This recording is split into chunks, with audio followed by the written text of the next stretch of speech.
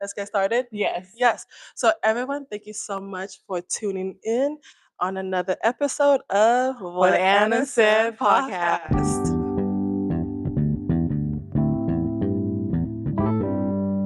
And that's the beautiful thing that you do. Also, she's a vision caster. Like this podcast, a lot of you guys know who has been a regular in this podcast. I always talked about how I even got into this was when we did a fellowship together a couple Mhm. years back, and we did that for 2 years straight. And we would come together and talk about our purpose. We're talking about our goals. And I remember you would scold your sisters like, "You're supposed to do a podcast. Yeah. You need to do this." Yeah. And I was Yeah. like, "This girl, like, she's on Like so fire." demanding. But you're no, So because you were a controlling. vision caster. Yeah, like I need to see you operate in your gifts. And at the time, I know it's like fine, and it wasn't because she didn't want to do it, but it's because she didn't want to do it. Um, but like to see it in the fruition, everything that's coming, and knowing that you were the one who like, no, you need to do it, you need to do this, and to see like being a part of Those Amores here, the podcast on What Anna Said, that slogan in itself, that title in itself. I grew up Yes. with you guys when you guys came from California, Fiji to the States, from Yeah. California to Texas, and I just remember even sitting, like literally sitting in Bible study because your dad was our youth leader. And anytime your dad or anybody would be like, "Okay, Kim, Sally, what do you want to talk about? What do you want to say?" What Anna said. Immediately there was like what Anna said. And so for me, it's so like crazy it doesn't even touch surface of how it feels like for me to see it what it is today after those years at the age of 11 to today at the age of 34.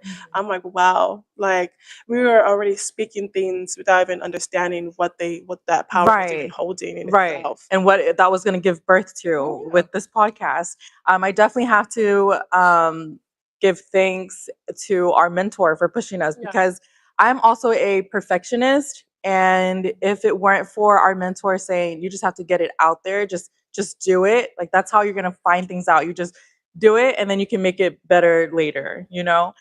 Because if you're on the other side of action and you're just like, this is what I want to do, but I want to make sure I get A, B, C together before I do X, Y, Z, then you never get to actually do the act, you know, like Yeah, yeah. without action. So And that mentor you're so, talking about, right?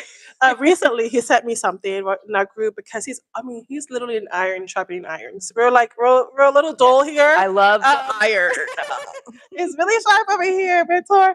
But he sent me he sent us something in a chat, and I was listening to it, and it was about confidence, and it wasn't confidence isn't the planning. It's not the goal. It's after you do it. Yeah. It's like you're being scared to go and speak. You're being scared to stand in front of a crowd on the stage. You're being scared to even do this podcast. Being scared to teach. The simplest thing of putting yourself out. But the goal about confidence is that you don't get it doing it. You don't even get it before it. It Right. comes after. You're collecting Yes. confidence after it's done. You It's know like how a many muscle times? that you have to like, Yes, you have to exercise. exercise it. Yeah, that you can only achieve after it's done. Yes.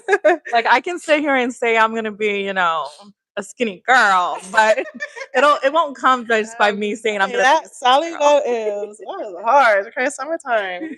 Hold on. But that brings me into the next scene, Sally. Like the confidence part, because